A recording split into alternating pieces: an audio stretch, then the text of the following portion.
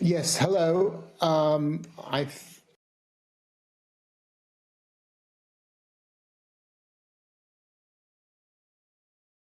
Understanding why Vladimir Putin is obsessed with Ukraine, why he launched an invasion of Ukraine that has led to this European and global crisis. And I place the emphasis here on the stagnation of nationalism in Russia during Putin's presidency, back to what I would call the pre-Soviet understanding of the three Eastern Slavs. Here I mean that Ukrainians, Russians, and Belarusians are three branches of what was then used to be called a pan-Russian nation, an общерусский народ. So this is a rejection of the Soviet recognition of a separate Ukraine and a separate Ukrainian people. This is going back to late 19th, early 20th century and what was prevalent amongst white Russian emigres. This is nothing new. It's something new for some reason amongst Western policymakers and Western academics, but Vladimir Putin has been denying the existence of Ukraine and Ukrainians since at least 2008, and he has been making territorial claims for the same period of time. And the link to this is a perception that the natural state of Ukraine, what Ukraine should look like in the eyes of Russian leaders, is a country resembling Belarus under self-declared President Alexander Lukashenko. So the goal of, for example, Putin's goals of demilitarization, denazification, are to transform Ukraine into a second Belarus. That is the ultimate goal. Whether it's realistic is a separate debatable question, but that's his goal. And he really does, and they really did believe, and for many, many years in Moscow, they have believed that the majority of Ukrainians want to be part of the Russian world, want to be a part of the Russian sphere of influence, but they have been denied that right by nationalists who came to power in the Euromaidan revolution, who have made Ukraine into a US puppet state.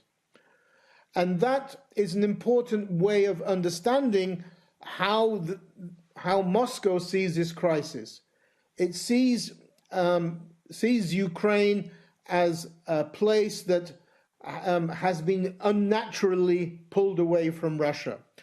Most Russians have always had difficulty in accepting an independent Ukraine. This has been true for the last 3 decades, and especially a Ukraine which is outside of the Russian sphere of influence, i.e. integrating into Europe, NATO, EU.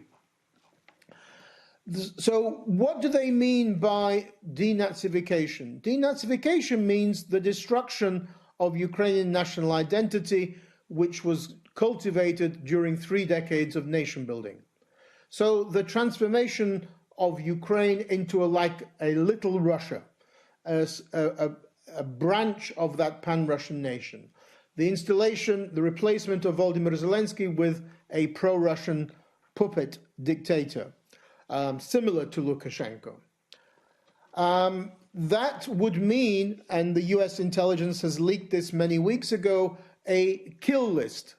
Ukrainian politicians, Ukrainian civil society activists, academics, journalists who support a pro-Ukraine identity, who supported the Euromaidan revolution, who support a pro-Western orientation, are to be imprisoned and potentially executed. And those developments are already happening and beginning in areas of southern Ukraine under Russian occupation. Putin's goal is to, and he said this on many occasions, including back to his famous essay in July of last year, to get rid of this anti-Russia Ukraine. That's how he sees it. He sees the nationalists and the United States, EU, of having created this anti-Russia in Ukraine and that has to be replaced by this little Russia. That could be also linked to potentially dismembering Ukraine, with southern eastern Ukraine being more closely integrated into something that Putin revived in 2014, this so-called New Russia. Vladimir Putin and Russian leaders have said on many occasions that Soviet leaders were wrong to include southern and eastern Ukraine within the Ukrainian state. Denazification, once that is implemented, is supposed to then lead to demilitarization, which would be the creation of this so-called neutral state, which would no longer seek NATO membership. But it's not just NATO. It would be no longer seeking also EU membership. Because remember, back in 2013-14, Russia applied intense pressure on President Yanukovych to reject the EU-Ukraine Association Agreement and to then turn Ukraine eastwards towards joining the Eurasian Economic Union. Putin wants to see Ukraine, Kiev, the so-called mother of Russian cities, as part of the Ruski Mir, the Russian world, and the Russian world as the core central three countries of the Eurasian Economic Union. And without Ukraine, that in Putin's eyes, that's wrong. Putin sees himself as this, and he wants to see himself going into Russian history as the gatherer of Russian lands. Crimea 2014, Belarus 2020, and Ukraine now. So this entire criminal invasion is all linked to an imperial nationalism that really is completely out of place in a postmodern European Union. Why did the invasion begin now? Well, I believe that there are many factors, and I list them in one of these slides. But in particular, the Russian Vladimir Putin has been increasingly isolated in the last few years. He's become increasingly obsessed with Ukraine, reading this emigre and Russian nationalist literature. You saw that in his long essay published last year. President Zelensky organized criminal charges of treason against Vladimir Putin's representative in Ukraine, Viktor Medvedchuk. 4 pro-Russian television channels were banned. Putin takes all of these actions as very personal. I think another red line for Putin was the launch of the Crimean platform in August of last year to raise international publicity about Crimea. And then also in October, Ukraine began using Turkish-made drones to counterattack when there was enemy fire on its positions in the Donbass. So I think a combination of those, plus I think in the Kremlin, in Putin, they believed that using the Minsk agreements and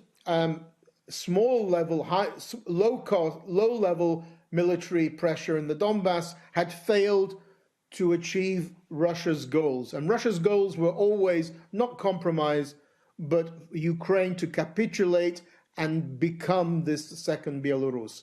So hence the artificial crisis began in November of last year. And it was a completely artificial crisis because Ukraine was never going to be given NATO membership at the time. There was no US missiles going to Ukraine, and Ukraine had been cooperating militarily with NATO for 30 years. So nothing new had happened except in Putin's change and evolution. This is a different Putin, a more dictatorial Putin compared to 2014. And I think there's a strong interconnection between domestic repression in Russia since the changing of the constitution in 2020 and the move towards a dictatorship in Russia and external aggression. They're closely connected between the two. Vladimir Putin has completely miscalculated in this crisis. He's miscalculated in 3 ways. Firstly, with the Russian people. This is not going to be a popular war in Russia. This is not the same as in 2014, which was popular. I think your previous speakers are being a bit too liberal on this question, unfortunately. Support in Russia for the occupation of Crimea has remained steady over the last 8 years at 85% support. Even opposition leader Alexei Navalny supports the occupation of Crimea. So let's not have illusions about this. But Russia's invasion today will not generate that same mobilization of Russian nationalism as the Crimea, because the Crimea has a very special link to Russian national identity. So that's one thing in Russia. And of course, the impact of the Western sanctions is another miscalculation. Vladimir Putin expected, and Russian leaders expected, that the West would be divided, the West would again implement very weak sanctions, as it did in 2014. The sanctions in 2014 were, I'm sorry to say, quite pathetic in response to what happened in Ukraine. Today they are not, but they expected in Moscow that the sanctions would be again weak and there would be dissenters in Europe. Remember, after 2008 in Georgia, there were no sanctions. 2014, there were weak sanctions. And now, finally, we have strong sanctions. So they miscalculated again there. Miscalculated in Russia, miscalculated in the West. The third miscalculation was inside Ukraine. Because of this Russian nationalist mythology that Ukrainians don't exist as a separate people, they believed that Russian troops would be seen as liberators, that they would be greeted with flowers. Instead, they were greeted with Turkish drones and Western Stingers and javelins. And I think that there's a shock in the Russian army at the strength of the Ukrainian anger and resistance to this invasion. They simply never expected it to be like this. And you see that on the Ukrainian side, there's high morale, high determination, a lot of anger. On the Russian side, there isn't that high morale. You see this in the dejection amongst Russian soldiers. Putin has a major conundrum now, and I'll end here. Macho men like Vladimir Putin find it practically impossible to retreat. How can they say they made a mistake? He's already blaming the mistakes in Ukraine. Remember that they expected that Kiev and Ukraine would be occupied and captured within 1 to 2 days. It's now third week. And the level of casualties of Russian soldiers is already higher than what the US suffered over 8 years in Iraq and over 20 years in Afghanistan. It's practically 60% of Soviet casualties in Afghanistan after 8 years. So this is very, very bad, and a lot of also equipment lost. So Putin's conundrum, things are not going well. Can he retreat? Macho men don't retreat. Can he go forward? That's also problematical, because Kiev is not Aleppo or Grozny. Aleppo and Grozny were less than 1 million populations. Kiev is 4 million. So it's a much bigger city to capture, far more problematical. There'll be resistance will be very high, and Russian troops would suffer tremendous losses. Yes, of course, there would be probably a lot of destruction of Kiev from this.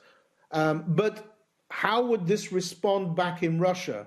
How would it look in Russia that the Russian leader is destroying the so-called mother of Russian cities, the city that's supposed to be where the 3 Eastern Slavs were created in Kiev Rus? And if Putin is seen as destroying that, I think that will undermine his legitimacy.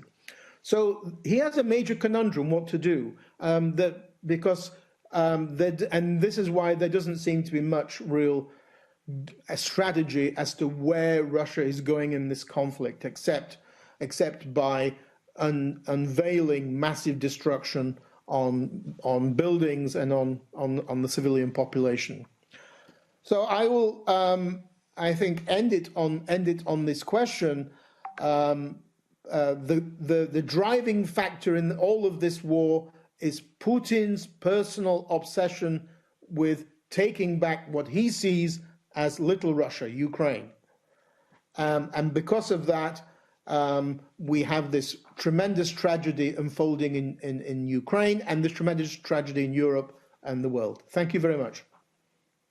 Thank you very much. And now our next speaker will be Ludmila Pitkuimukar. Please, you have the floor.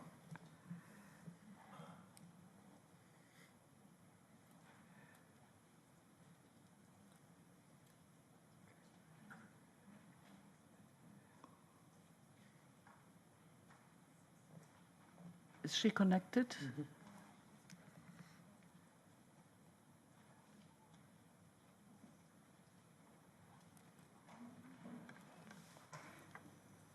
Mrs. Pitkuimukar, you can press on the speak button at the bottom of your page now. Your connection is open. Thank you.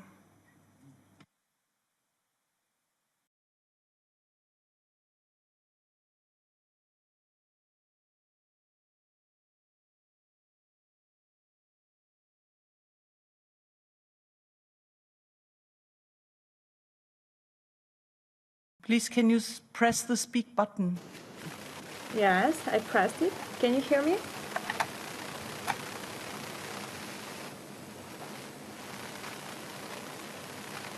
I pressed the speak button. Can hear you. It's fine. We can hear you and we can see you. Thank you. Good afternoon, ladies and gentlemen. I'm delighted to be here today to outline the main historical myth in the Kremlin propaganda, as well as to characterize the main channels and platforms through which these myths have been spread. In addition, I will indicate how manipulation of history has become one of the instruments for Russia's intervention in Ukraine and served as a pretext for the current war. In the address to the Russians after the Russian Security Council meeting on the February 21st, Vladimir Putin described his version of the history of Ukraine. According to his words, Ukraine was allegedly created by Lenin, who gave it too much autonomy in the Soviet state. By saying that Ukraine had not existed before, Putin declared that it was purely Russian territory. Thus, he tried to lay the foundations for a possible large-scale attack, which began on the 24th of February. Many Russians see Ukraine as a little brother, Little Russian, as Professor Koza has already mentioned, who must obey the elder, or it will be forced to do so. In the meantime, Russia has proclaimed itself a world power. Next slide, please. The ideology of uniqueness of the Russian civilization is reflected in the national security strategy from the 2nd of July last year, and information and psychology sabotage and westernization of culture by the Russian Federation of its cultural sovereignty.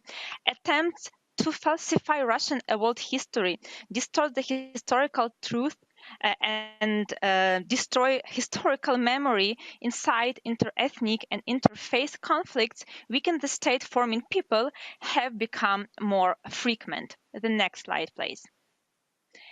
In Vladimir Putin's article on the history unity of Russians and Ukrainians that has been already mentioned today from the 12th of July, the history of Russian-Ukrainian relations is dominated by the claim that Ukrainians are an Asian, inseparable part of the triune Russian nation. According to the Kremlin narrative, this community is based on a common history spanning 1,000 years, the language, the Russian ethnic identity, the shared cultural sphere, and the Orthodox religion. The next slide, please. In this presentation, I have distinguished three main manipulative techniques or myths in the Kremlin narration that Ukraine or Ukraine stands for Ukraina, outskirt. Actually, I don't want to pay so much attention because the theory have been already disproved by Ukrainian as well as by European linguists. The second manipulation is about similarities and common language for all Slavic peoples.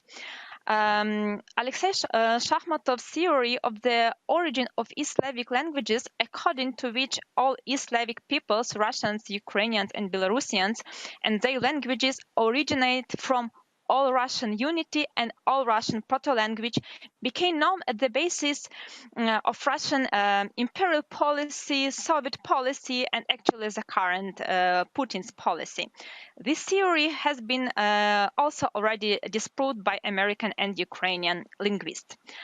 So we can come to the next point, which is the imperial interpretation of Kievan Rus as the cradle of three fraternal peoples, Russian, Ukrainian, and Belarusian, which remains a canonical historical scheme in the Russian Federation.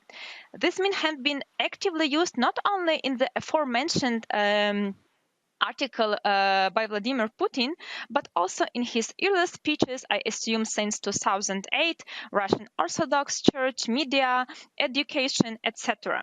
Soviet myth of Russian-Ukrainian so-called fraternal brotherhood that deny Ukrainian right to independence and depict Russians and Ukrainians as one people, один народ, are pervasive in the Putin's article, as well as all Kremlin propaganda.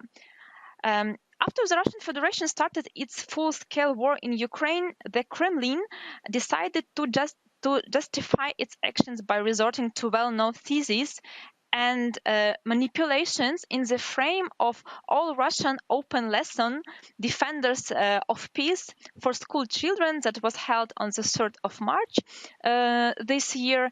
And actually during this lesson, the teachers spoke about the so-called liberation mission in Ukraine and why it was necessary. In order to impose a strong impact on the youngest groups of population, Russia used the narratives you were able to see on that slide. The next slide, please. Another channel for spreading the government's narratives and historical myth to influence not only pupils but also other strata of society is Kremlin-sponsored media that have been and remain the most powerful tool for Russian propaganda.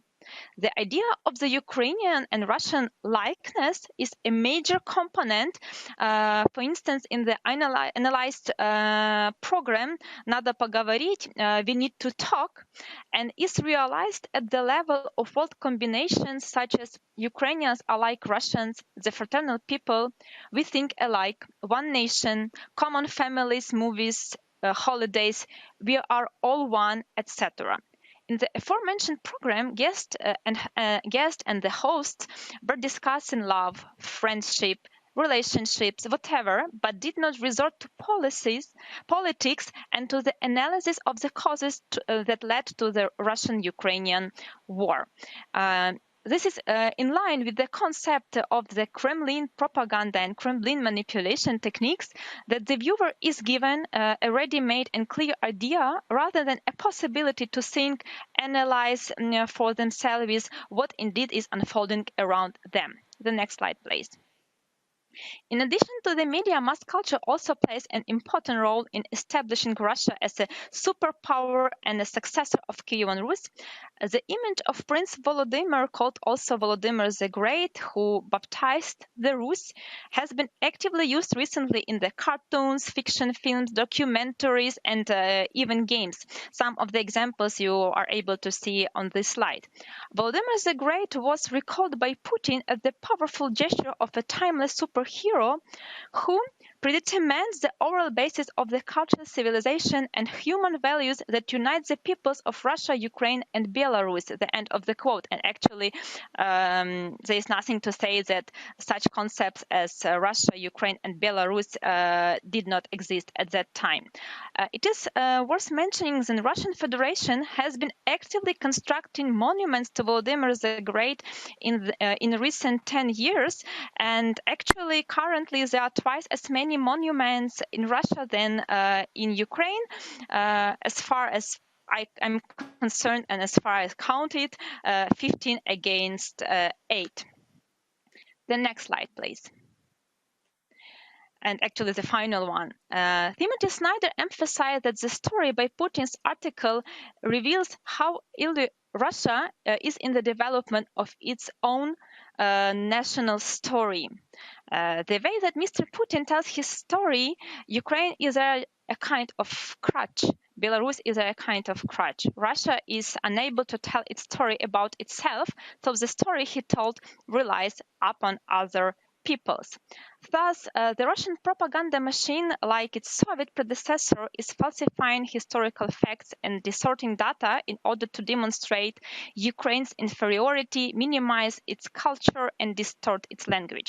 These narratives are spread through various platforms and channels, as you have noticed, education, mass media, and mass culture. As a result of the Kremlin propaganda, Ukraine is not capable of banking on an independent future and separate development. I would just like to finish with the words of Raimonda Milignaite. I hope I pronounced correctly her name, Information and Communication Officer of the East Stratcom, who said, "For the Kremlin, history is not something to be studied and remembered, but something to be managed to justify Russia's current actions." Thank you for your attention. Thank you very much for this insight you gave us. And now I pass the floor to Emilia Kustova. She's representative of the Russian organization Memorial International and at the moment professor at the University of Strasbourg. You remember Memorial is also one of the one organization who got the Sakharov Prize of the European Parliament. So please, Mrs. Kustova, you have the floor. Please press the speak button. Bonjour, mesdames, messieurs. Thank you very much for this invitation. Just wanted to check that you can hear me. Okay, thank you. Merci beaucoup. Alors, with the Russian invasion of Ukraine, the world is discovering the place that history occupies in the official Russian narrative and the extent of its distortion. These speeches about history have been constructed over the last few years, over 10 years. The arrival of Putin to power in 2000 was already accompanied by some signs announcing the instrumentalization of history. And this would be the content of future Russians' novels. And Putin insisted on the role of history in teaching, and he promoted at the center of his narrative references to the major patriotic war, which is what they call the Second World War still in Russia. But for them, it started in 1941 rather than 1939. So there were people talking about this, and there was a fight against the falsification of history in 2009, but the room for maneuver for civil society was still quite broad during the first decade of Putin's rule. After that, the regime became tougher, and laws restricting freedoms were adopted in 2011-2012, and the distortion of history became explicit. Putin often spoke about Russia's past and its place in society and contemporary society. He declared, for example, at the beginning of 2013 that the main resource of power and the future of Russia resides in our historical memory. So history becomes a resource just like oil. And this desire to put history at the service of patriotic education and legitimizing governmental policy in so doing has led to the deployment of a whole range of tools to spread the Russian narrative and to limit the scope of dissenting voices, particularly the voices of Memorial. And this served to construct the patriotic narrative. Commemorations, school books, monuments, museums traditional things, and others are more innovative. For example, the creation in 2012 of two institutions presented as being autonomous, although they are not independent, the Russian History Society and the Russian Military History Society, both of them come under strongmen of the regime, Nashkin on the one hand and Vladimir Nizhitsky on the other hand. And these institutions play a key role in the instrumentalization of history in Russia. Other tools are used, for example, exhibitions which first show in Moscow and then are reproduced elsewhere. All this serves to introduce a narrative, a vision of a military state power which goes back thousands of years, back to the Russia of Kiev. And at the center of this, or what they value, is everything which makes the Russian state strong and powerful, both within the country and on the international stage. This narrative also condemns any popular movement which may contest it. Of course, the major patriotic war occupies an essential place. It already had its place during the Soviet era, but it was weakened a bit during perestroika and the 90s. So the idea is to construct an building, an edifice of identity. This is why Stalin is often rehabilitated, not systematically, until recently at least, and this is why violence of Stalin's policy is often attenuated. The victory in 1945 is seen as a new beginning with re-establishment of the imperial territory with some exceptions and new legitimacy paid in blood. And the idea is to save a world from fascism, and the Russian nature has therefore gained a place amongst the great. It is now definitively in the camp of the forces of good, which makes it unacceptable to reevaluate its role during the conflict, and any dispute of current policies is dealt with likewise. So this crucial role in the war is used to justify the first attack against Ukraine in 2014, and it's happening again now. So it's the main crimes against history are also linked to the Ukrainian war. That was in the report of the which was published in 2021 of the FIDH. And of course, this led to the liquidation of memorial. There are certain typologies of measures against freedom. For example, the collection of information, making it more difficult to gain access to the archives, and also spreading knowledge with censorship and criminalization of certain narratives. There's also part of the general legal framework, which has become increasingly oppressive since 2012. And also there's what is linked to the history of memorial itself. For example, the law on foreign agents adopted in 2012, which made it much more difficult for NGOs to function, including Memorial, which finally led to the splitting up, the closure of that NGO. All these tools are obstacles, therefore, for the activities of Memorial and other independent stakeholders in the historical domain. Apart from these general tools which restrict freedom, others have been used on an ad hoc way to do away with any narrative which does not conform to the official one. In 2014, of course, first attack against Ukraine, it was crucial because it was then that a law was adopted, although it was dormant for several years before that, criminalizing the rehabilitation of Nazism, and uses very vague notions which allows you to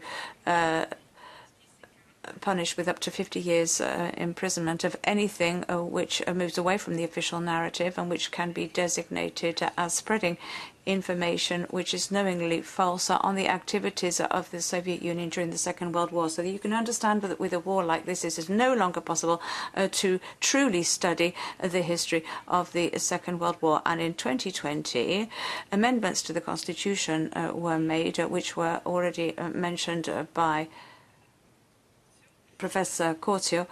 These amendments postulate that the mission of the Russian Federation is to protect historical truth, and one of the amendments does not allow minimalizing the heroism of the people, and there again we think of the Second World War.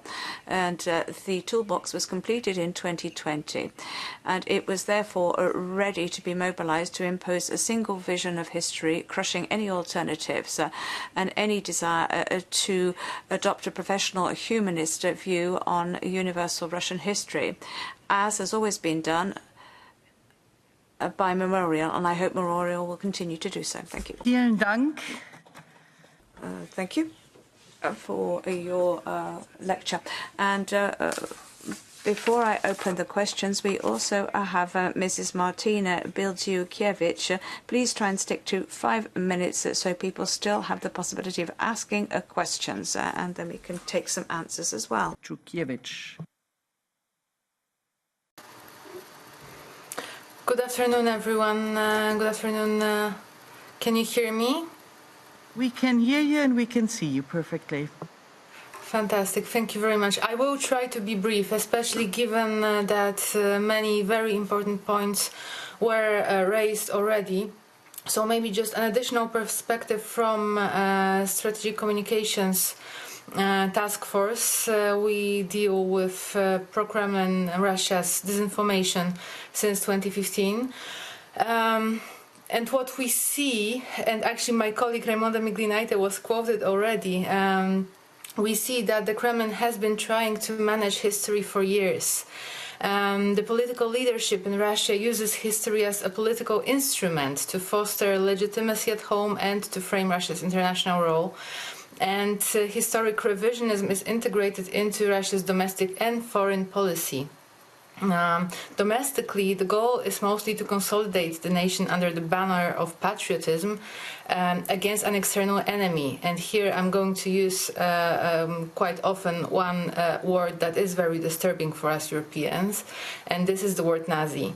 This has been a prevalent narrative very aggressively pushed by the Kremlin for a few years, but especially right now. I will come back to this. Internationally, Russia aims to create an image of itself as a sole force of resistance against Nazism, both now and throughout history. So anyone questioning the role of the USSR, for example, in World War II and its aftermath, is a target of disinformation attacks coming both from the media loyal to the Kremlin and from the official sources. That, by the way, included the European Parliament a few years ago when the resolution on the importance of European remembrance for the future of Europe was adopted back in 2019. We have seen similar narratives pushed by the Kremlin and its media for years. I've said that already. Examples would include the case of the illegal annexation in Crimea in 2014 under the pretext of a neo-Nazi coup, which is how pro-Kremlin outlets and the Kremlin administration portrays Maidan. It's how they call the Maidan Revolution. And those efforts intensified in 2019 and 2020 in line with relevant narratives of World War II, as well as preparation for constitutional changes and presidential elections in Russia. And again, those narratives appeared in the build-up to the war, especially in the last few months. More specifically, when we take a look at the last 3 months before Putin attacked Ukraine again, we can see that throughout the ecosystem of the Kremlin's media, the number of mentions of the word Nazi grew by 290%. This clearly shows where this information machine wanted to go to justify the war, to make us, and especially the Russian audience, believe that Nazis rule Ukraine and therefore need to be toppled. This made-up narrative continues also throughout the war, and the most gruesome example of last days is Russia's attack on the maternity ward in Mariupol, which was explained, quotation marks here, by Russian authorities and their media as the need to clear the area from neo-Nazis.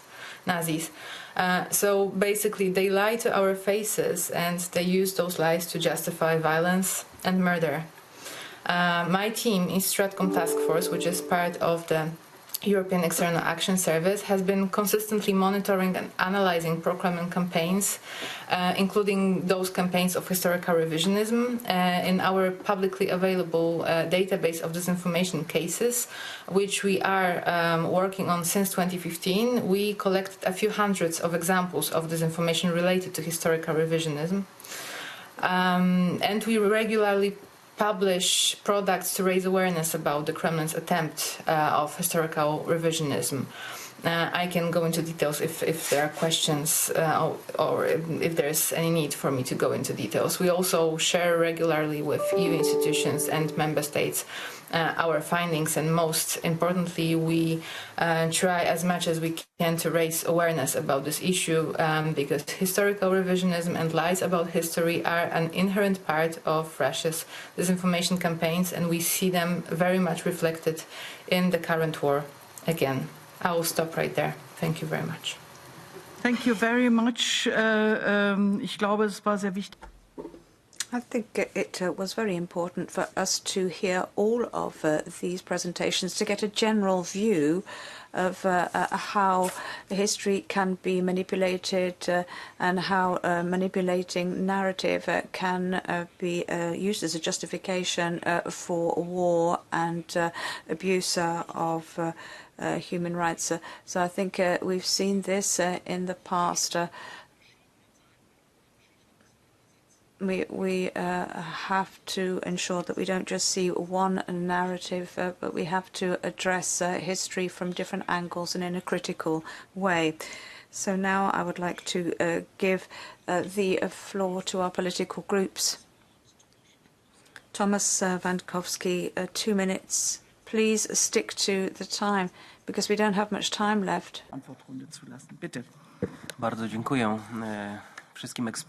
Thank you, and I'd like to thank all the experts for having made their presentations.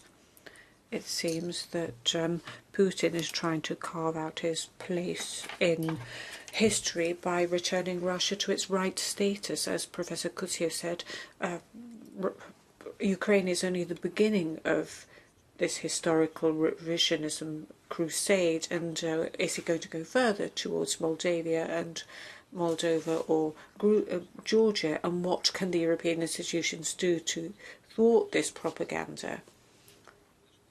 I also would like to ask Mrs. Ludmila, you said that to a great extent this propaganda begins at school. Obviously this is present in the media and in mass culture, popular culture. What are the chances of accessing independent sources, and what are the chances of reducing the impact of Russian propaganda? Yesterday we saw the brave journalist who rushed on to the stage with a placard saying that this was all fake and against the war. And what kind of impact will this have on the consciousness of Russians? And I would like to ask all experts about the possible scenarios for the future. Do you expect Russians to begin to see what's going on, or will they go more towards this patriotism which we just heard about? Herzlichen Dank vor allen Dingen bei den Vortragenden für diese wirklich. Thank you very much. Thank you for these very informative contributions. I think they've illustrated that the narrative, which is at the root of this war, started beforehand. But clearly, this is a picture of history and a picture of human beings which has no place in modern times. It's not about peace, welfare, quality of life, democracy, peaceful living together. It's about territory expansion, and it's an interruption of history, and the EU is an answer to this. If I go everywhere in Europe, I can come across lots of battlegrounds which achieved nothing apart from many deaths. Of course, we've got videos and TV being used to spread the narrative, and we have to counter that. And despite our good political education and academic education, there are lots of stereotypes around, and even the best education can often not overcome these stereotypes. And these stereotypes are arising from the war. And as has been said already, I think it's important to include the Russian speakers in our countries and inform them that so that they can get a different picture to this official narrative. So my questions refer to one aspect which hasn't yet been mentioned, or only briefly, which is religion. Putin is tried to use orthodoxy in other member states of the EU to influence those countries. And on the Soviet view of history, what about the Hitler-Stalin Pact? Is that a topic being used at the moment? And also, how much in danger are the Baltic countries plus Finland? And another issue is that the term Nazis has been used on many occasions. In the Russian Federation, is there any anti-Semitic group or groups, or are there far-right organizations which use violence? And also this picture of neo-Nazis in Ukraine, are there any reasons to suspect that that was the case in a recent Ukrainian history? Thank you very much. It is important for us to take a look at our own history. Thank you. Renew Bernard Getter. Nein? Dann für die ID. Nobody has asked for the floor. Is anybody connected from ID who would like to speak on behalf of that group? Apparently not. Greens, same applies. Nobody? Would anybody like to speak on behalf of the Greens? No. Andrei Slabakov, ECR. Mr. Slabakov, in order to take the floor, you need to activate your camera and your microphone. If you can hear me, to do that, you need to go on the upper left corner where you see the gear settings icon. Yes, now you should be able to take the floor.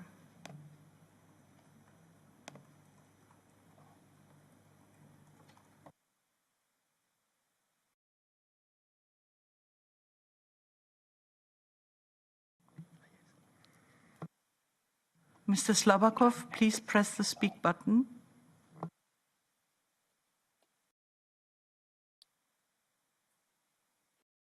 Grazie, onorevole Presidente. Thank you, Chair.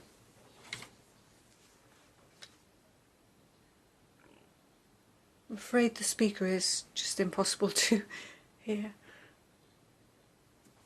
Това е истината. И аз съм малко изненадан от подхода при това изслушване. Сякаш в опит да се борим с пропагандата, идваща от Русия.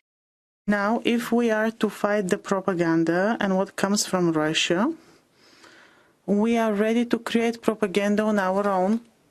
Do not forget that in any conflict there are two sides. Ukraine and Russia, let us not delude ourselves, are very close, and this is not only due to geography. Three countries there, Belarus, Ukraine and Russia, are looking for Kiev Rus for their historic roots.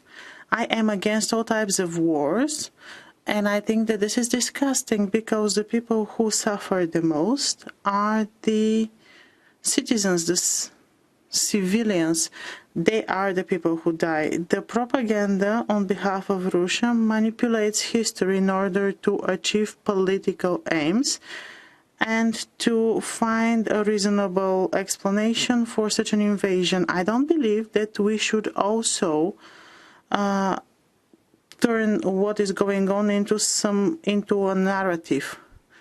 We know that Ukraine would like to join the Western world. They would like to separate themselves from the former USSR. They want to have a future in the Western European area, but at the same time they should not denote their past. I will finish with the words of an Italian journalist, if I heard rightly, Fauci, and I will switch to Italian. What happens in the world? It can be seen from 3 points of view: mine, yours, and the truth.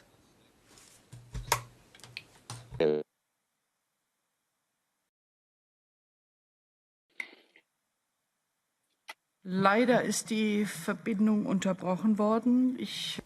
Connections are broken, unfortunately, so I'll give the floor to Mr. Getter. Sorry about this confusion just now, but let me try and underscore an important point. So all these analyses of historical revisionism should not allow us to believe that these activities concern only don't concern the majority, only a minority, not even a strong minority. Let's just have a look at a few points. Why is it that Mr. Putin has banned the word war? It's illegal to say the word war. I mean, it's a bit odd, isn't it? I mean, he said, look, there was a drugged Nazi in power in Kiev, so it's not illegitimate to launch a war against a drug addict Nazi who happens to be in power in Kiev. Now, if he doesn't introduce the word war, it is because this word is extremely unpopular in Russia today. And then the other thing, a couple of days ago, can't remember exactly when it was, you'll excuse me for this, I think it was on the 8th of March, on International Women's Day. Why was it then that he said that conscripts will not be sent to the front, to this war, which is not actually a war in the Ukraine? Well, first of all, it was a lie. We know perfectly well that a huge number of conscripts were sent out to this front. And why did he take this precaution? Why? Because he's afraid. And quite rightly so. He's quite worried about the same thing happening now as what happened in Afghanistan when young conscripts were coming back from Afghanistan in body bags. Mr. Putin is perfectly aware of the fact, well, to be polite, how can I put it? Well, perhaps I won't be polite. He's perfectly well of the fact that the rubbish which he's spewing on Ukraine and on Russia and on the history of these two countries, the utter garbage, is not widely shared in Russia at all. As just in the same way as what Mr. Zemmour in France utters is not particularly agreed with in that country. And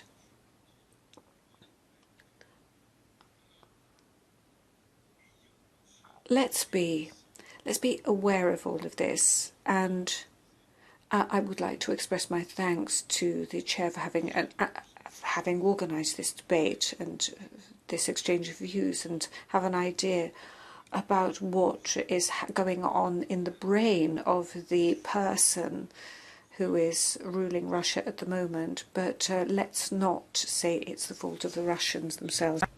Thank you very much. The next speaker is Milan Zver. Ja, aber Zver war schon auf der Liste. Hvala za besedo, spoštovana gospa predsedujoča. Thank you very much. Thank you for giving me the floor, Madam Chair. Thank you very much to all of the speakers for their presentations. Here in the Culture Committee, I never thought we would speak about war, but today we are witnesses to such a discussion, and this is right. It's right to discuss this, Madam Chair. I'd like to briefly inform you that 3 Prime Ministers are travelling to Kiev today: Czech Republic, Poland and Slovenia. This is a very courageous act. We hope that the objective of that mission will be achieved. I would like to ask the professor, do you think that the West has reacted properly and correctly to Putin's threats over the past 14 years? I don't believe they have. I think that the intelligence services have analysed things incorrectly and politicians haven't listened. Thank you very much, Mr. Zver. The left didn't register a speaker, so I didn't see Mr. Merzi. And then Dominic. Much. First of all, I would like to make a remark. All this analysis about nationalism, historical memory, history teaching as a tool in the hands of nationalist elites is very common for every single nation state. There's nothing unique in Russia about that. We experience this in the different parts of the world, and still we're experiencing it today. Very rightly, we see the reference to Eric Zemmour, how much his discourse has in common with discourse of Putin, or I could say Turkish President Erdogan or others. So, and again, I go back to the founders of the EU, that they knew nationalism means war. And either we defeat nationalism or we are defeated by nationalism. So this is first thing to say. Now I have some questions, short questions. First one goes about certain Ivan Ilyin, whose grave was transported to Russia by Putin 2005. From abroad, and he was a well-known Christian fascist adoring Hitler, and I found out that actually Putin is referring to his writings from time to time. I wanted to know, is really Ilyin a kind of philosopher influencing Putin and Putin's ideological formation? My second question is about the anti-Western dimension of Russian nationalism. I think that goes back in history. How strong is anti-Western emotions in Russia? And my third question would be about the Russian minority in Ukraine. How much their rights are protected democratically in Ukraine or not? Is there unsolved issues such as language or cultural identities? Is Ukraine a multicultural democracy or needs to be one? Thank you. Thank you very much. Dominic Ruiz de Vesa. Muchas gracias, señora presidenta, y gracias. Thank you, Madam Chairman, and I'd like to thank all the experts who've already spoken.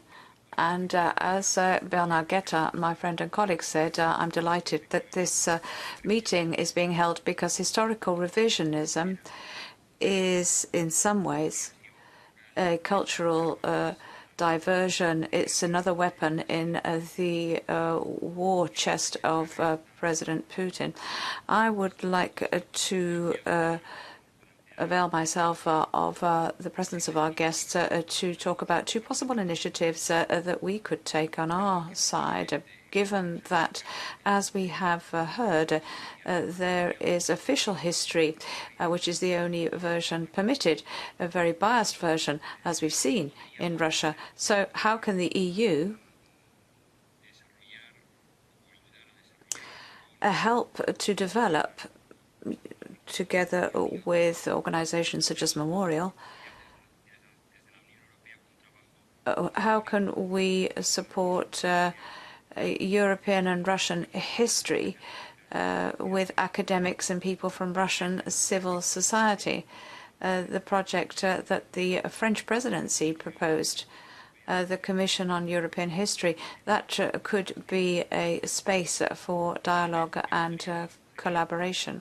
And we could also suggest, you and I are on the board of the European House. Perhaps the European House of History could also address the topic of historical revisionism given the current circumstances. Ja, vielen Dank. Thank you very much. I think in this House, on several occasions, we have discussed how to deal with teaching history, even in European states.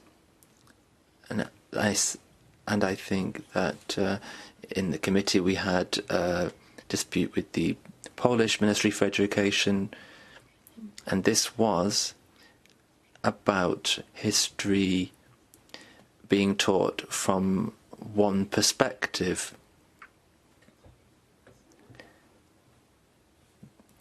Europe is built on a consensus on presenting different points of view, different perspectives on history. Obviously, the perspective of the victor of a war is different from the country that loses the war, or the countries that were attacked have different perspectives than the attackers. But now, you could say that Rome could attack us because previously everything was Roman, or Charlemagne could have, for example, Germany and France together. Now, this is obviously all very arbitrary because we have international treaties, international agreements, and this is what should count. What should count is what we have agreed upon, not about what happened hundreds and hundreds of years ago. History has been so varied in Europe, and often the continent reacted more unified in the past than we have done in recent history. So all sides of history need to be taught. We need to also understand the perspective of how, for example, how history teaching is manipulated. And certain narratives are used to spread political propaganda, or in this case, to actually pursue a war. And I think it's very important to look at that. I'd like to thank all of our speakers and experts today for their presentations. I think it really helped us all to learn about the background to the situation. And now, in reverse order, because perhaps we won't have interpretation very soon, and we'll need to continue working in English. Would somebody else like to take the floor? Have I missed somebody? Okay, now then, first of all, I'd like to give the floor to Ms. Kustova, and then I give the floor, Ms. Pidquimuka, and then Mr. Kuzio. So, Ms. Kustova, you have the floor.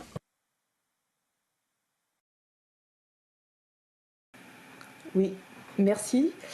Alors, thank you. So I'll reply to some of the questions or remarks which have been made, certainly not all of them. I think all of these questions are extremely interesting and obviously very complex too, especially regarding all the possible scenarios. But specifically, effectivement, c'est le premier nom qui sort quand on cherche à comprendre les lectures de Vladimir Poutine et les influences qu'il a subies ou qu'il a cherchées depuis une vingtaine d'années. Donc effectivement, ce philosophe Ilyine, philosophe plutôt assez marginal, y compris au sein de l'immigration dite blanche, philosophe d'extrême droite, il a influencé, il est lu par Poutine et il est maintenant complètement apparaît comme étant légitime en Russie, à tel point que il est cité jusqu'au manuel scolaire, etc. Alors, dimension anti-occidentale de cette propagande et de ce récit, je pense qu'aujourd'hui, ce sentiment peut être assez fort. Il s'appuie bien sûr sur l'héritage soviétique. Je pense que dans les années 90, on a tous surévalué cette ouverture que beaucoup ont vécue, mais qui n'a pas été cette ouverture vers l'Europe, vers l'Occident, vers le monde, que certains ont partagé, mais qui a été pour d'autres vite compromise par les difficultés socio-économiques. Et ensuite, ce sentiment, ce désarroi et ce sentiment anti-occidental et surtout anti-américain hérité de l'Union soviétique, il a été très fortement alimenté, instrumentalisé, attisé par le discours officiel, surtout depuis donc les années 2010.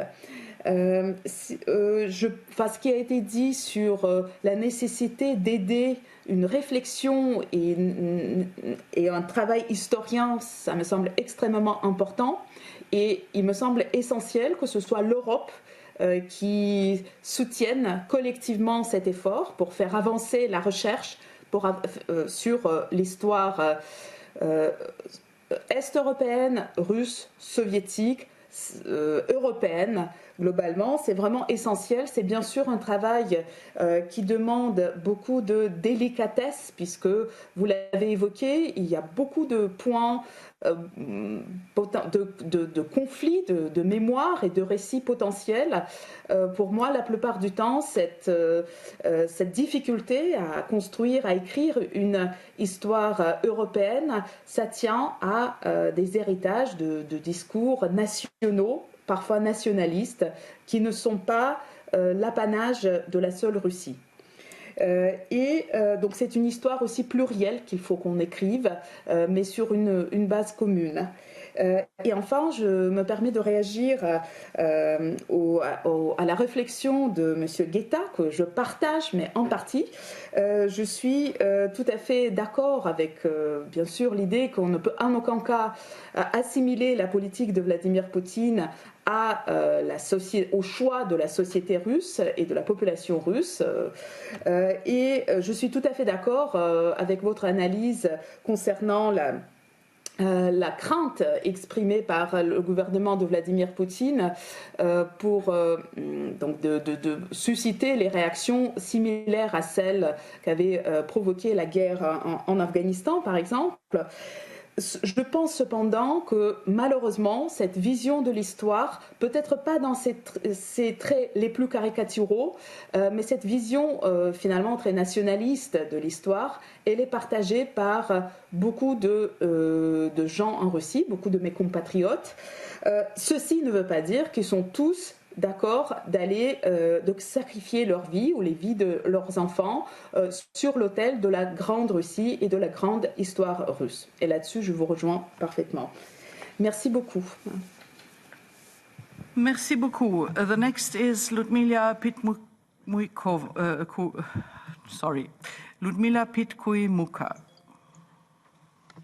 Can you hear me now? Yes, we can hear you. I just wanted to say that you really pronounce great my last name. Usually people make really many mistakes in that. Answering the question how youth is able to get information and like not Kremlin propaganda information, actually nowadays we can see that it's a bit difficult because as far as you probably know that Facebook, Twitter, Instagram that are very, very popular among young people are forbidden in Russia and people have no access. So even criminal liability for spreading so-called fakes against Russian army or saying truth about the war in Ukraine is announced in Russia. So nowadays it's a bit tough for school children, for youth to get information because most of them is getting that information from social media. Speaking about religion and how important it is for Russia, I guess Professor Kozyo would answer more in details because he is dealing with that topic more than me. But I have mentioned that actually there is like increasing of monuments to Volodymyr the Great, who baptized the Rus, and like also this myth about unite Orthodox Church and for all three peoples, Ukrainian and Russians, is also a kind of myth in current Russian manipulation machine. Also, briefly answering like to Andrei Slabakov question why Ukrainians wanna go European way. Yes, we said yes to European way in 2013 when the Revolution of Dignity or Euromaidan started, and why we didn't value our history. I just wanna say that we do not refuse our past. We are proud of our past. We just don't want Russia steal our history and steal our past and use it against it. While preparing this presentation, I read also an article by Bernard-Henri Lévy, French philosopher, writer, publicist, who wrote, let me quote, "Ukraine, Putin says, has a common history with Russia, but this is the story of colonization. Under Bolsheviks, anarchists from Odessa were swept away with an iron boom, and then there was Stalin, the Holodomor, which killed around 6 million people." So if we are talking about common history with Russia, that is our common history with Russia.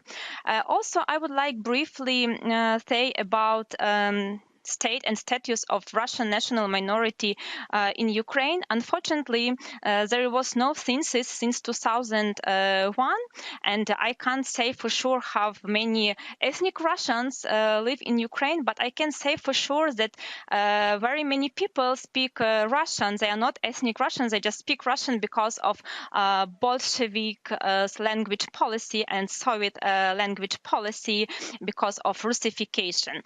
And I was dealing a bit with Russian media in Ukraine.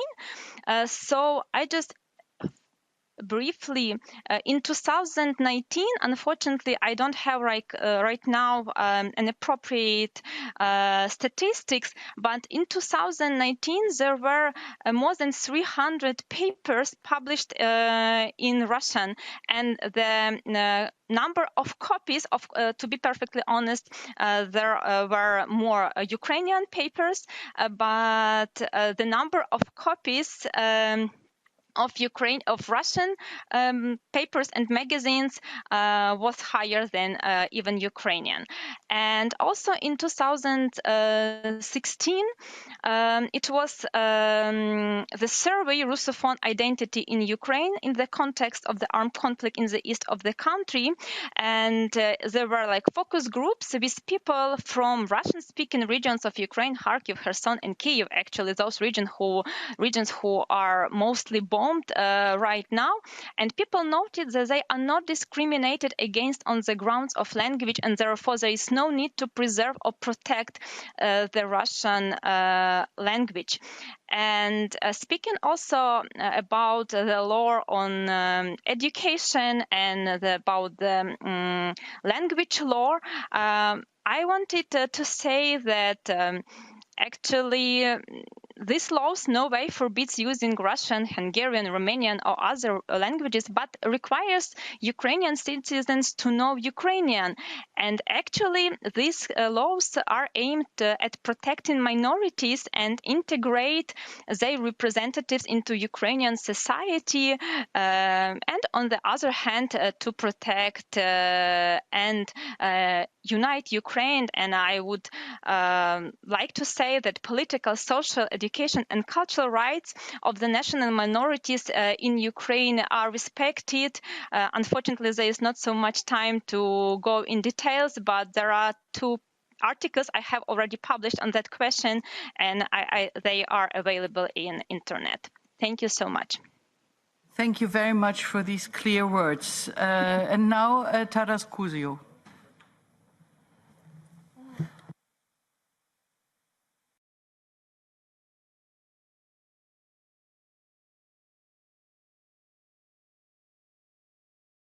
Mr. Kuzio, please can you press the speak button?